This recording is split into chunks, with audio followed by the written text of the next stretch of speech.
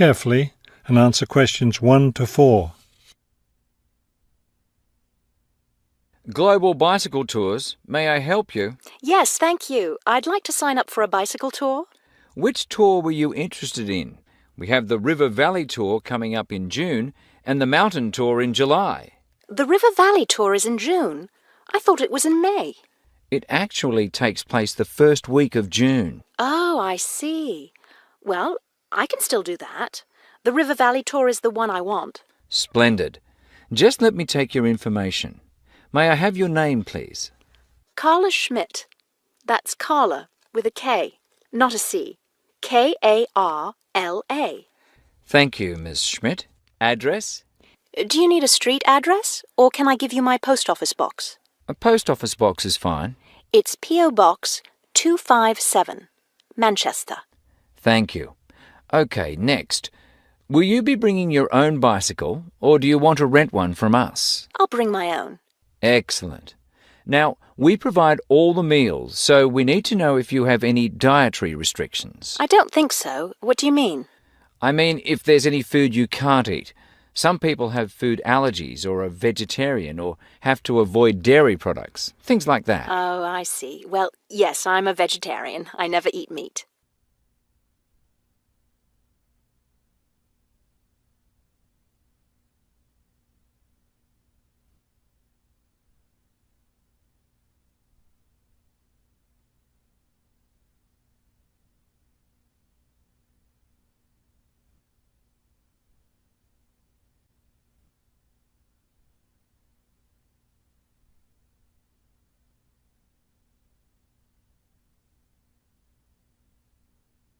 Now listen and answer questions 5 to 10. All right, I'll make a note of that. Now, the total cost of the tour is $750. That much? The price includes everything: food, hotel, transportation, everything. Everything? Yes, everything. The only other thing is you'll want to tip the tour guide. We usually recommend 5% of the total tour cost. A 5% tip. I guess that's reasonable. In order to reserve your space on the tour, I'll need a 30% deposit. Do you need that right away? We generally ask for the deposit at least 4 weeks before the tour begins. The River Valley tour begins, 6 weeks from now. So you'll need to pay the deposit in 2 weeks. I think I can do that. I wonder if you could tell me something. How will our luggage be transported? Do we carry it on our bicycles? No, you leave that to us. We have a van that carries your luggage from hotel to hotel each day, so you don't have to worry about it. Great. I have a luggage rack for my bike, but I guess I won't have to bring that. No, you won't. But there are a few items we recommend that you bring. We can't control the weather, so you should bring a raincoat or rain gear. Yes, that's a good idea. And I should have my own spare tire too, shouldn't I? Actually, you don't need that, as our guide always carries some. And of course, you won't need maps either, since our guide has the route all planned. What about a water bottle? I'll need that, won't I? Yes, you should definitely have a water bottle. A camera would be a good idea too, since that tour goes through some very scenic areas. I have a guidebook of that area. I wonder if I should bring it along. We don't recommend guidebooks. It would just be extra weight, and the tour guide knows a great deal about the area. Yes, I see. Is there anything else I need to know? I think we've covered the important points. I'll send you a tour brochure, and you can call again if you have any questions. Thank you very much. That is the end of section 1. You now have half a minute to check your answers. Section 2. You will hear a tour of a newly renovated health club. First, you have some time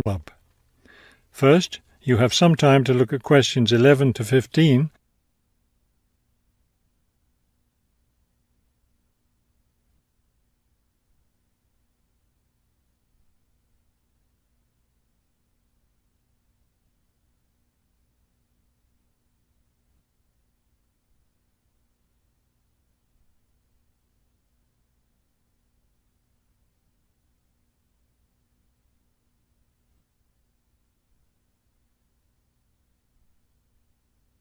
As you listen to the first part of the talk, answer questions 11 to 15.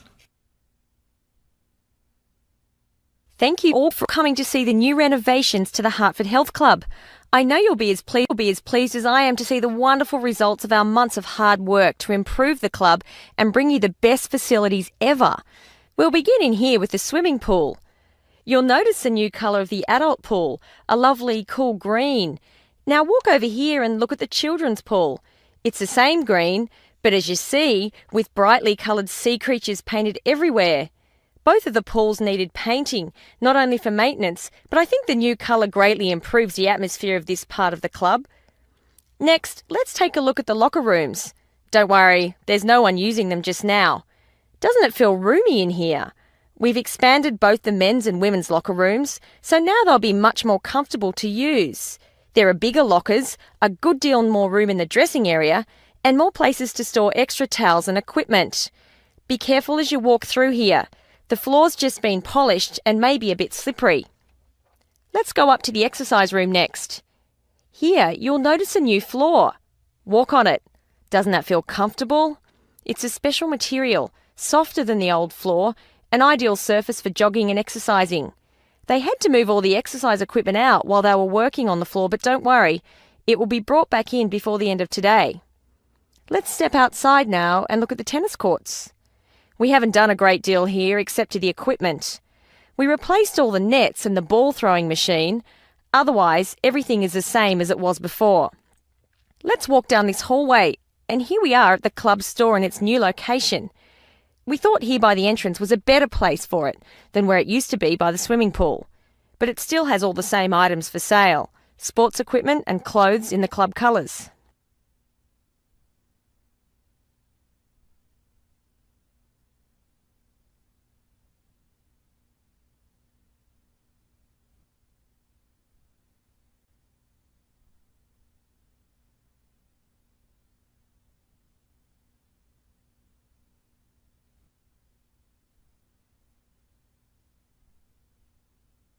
Now listen and answer questions 16 to 20. We're excited about the upcoming activities and events to take place in our newly renovated club. Now that the pools are ready for use again, swimming lessons will begin tomorrow for both adults and children. If you haven't signed up yet, you can stop by the office before you leave today and put your name on the list. If you're a tennis player, you'll be interested to hear about the tennis competition coming up on Wednesday. Players from different clubs all over the region will be participating. If you'd like to watch the event, tickets are available in the office. Also, I want to be sure you all know you're invited to our club party coming up next weekend. We're celebrating the completion of the renovation work, and we have a lot to celebrate. The entire renovation project was finished in just 9 months. That's 3 months less than the 12 months we'd originally planned on. We're proud of that, and proud that we came in under budget too. Because we've had such good results with this project, we're already planning the next one. We already have 2 indoor pools, and next year we plan to install an outdoor pool right next to the tennis courts. Details of these plans will be made available to all club members soon. All right, I think we've covered just about everything. Are there any questions? That is the end of section 2. You now have half a minute to check your answers. Section 3. You will hear a museum director talking to several student interns, explaining their internship duties at the museum. First, you have some time to look at questions 21 to 25.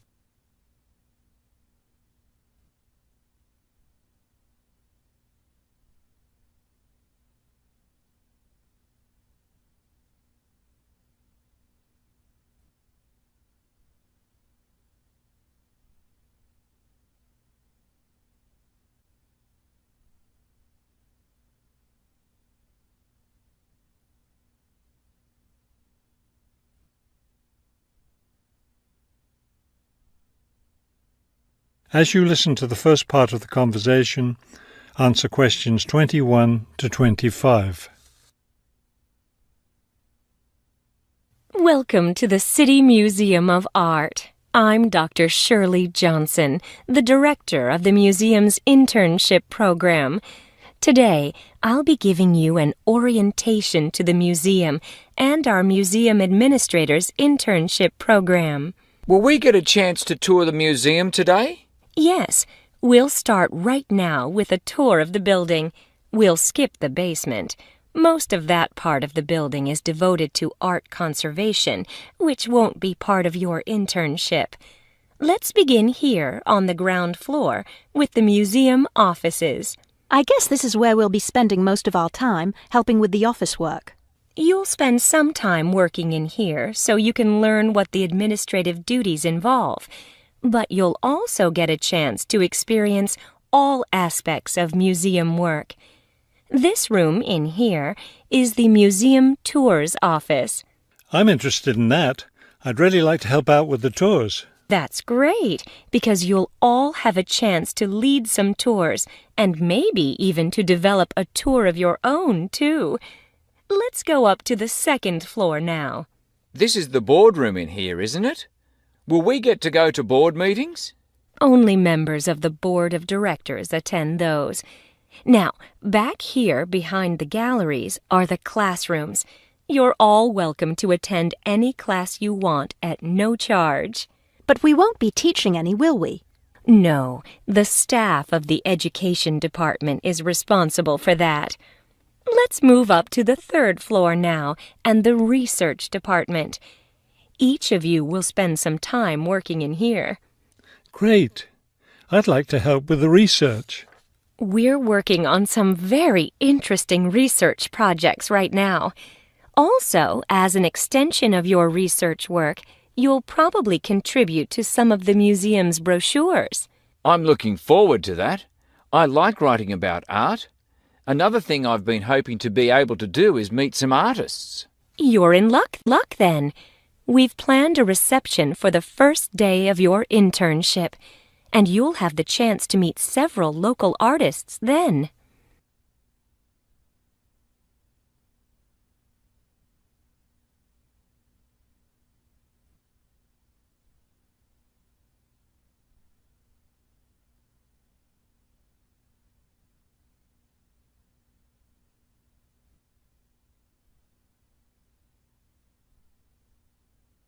Now listen and answer questions 26 to 30. Could you give us a little background of the museum? I mean, when it was built and some information about the collections and things like that? Of course.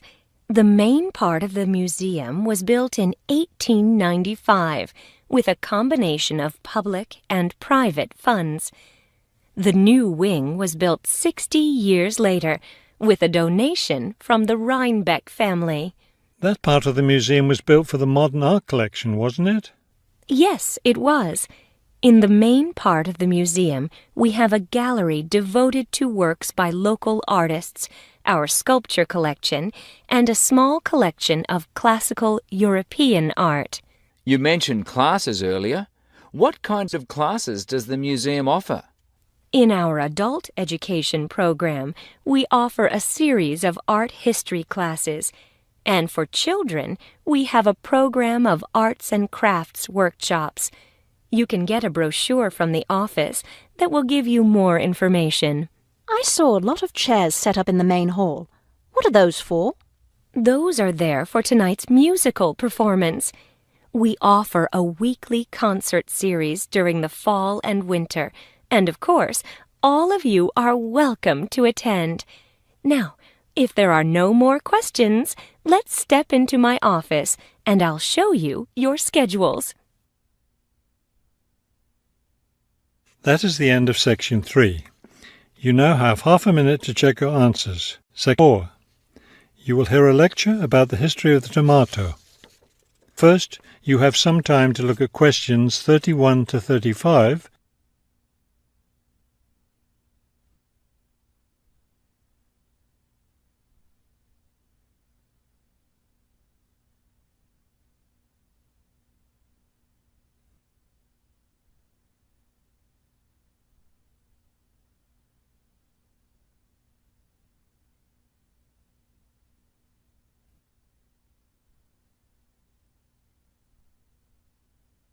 Now listen carefully and answer questions 31 to 35. The tomato is a popular vegetable, which figures in the cuisine of many countries around the world. It is particularly prominent in Italian cooking, but it was unknown in Europe until Spanish explorers brought it back from the Americas. The tomato originated in the highlands of Peru. From there, it eventually found its way to Mexico, where it was cultivated by the Aztecs. The Aztec tomato wasn't the large red vegetable we know today. Rather, it was small and yellow. When this small round fruit arrived in Italy, it was named golden apple for its bright yellow color. You'll notice I just called it a fruit. That's because a tomato is botanically a fruit, even though most everyone calls it a vegetable. The actual word tomato comes from the Aztec name for the vegetable, meaning plump thing. The tomato arrived in Europe in the 1500s and quickly became a popular food in Spain and Italy. In the late 1600s, the Italians began publishing recipes that used tomatoes. The British, however, had a different attitude toward the vegetable. It was grown as an ornamental plant in Britain in the 1600s, but it wasn't eaten because it was thought to be poisonous. It wasn't until the 1700s that tomatoes became part of the daily diet in Britain.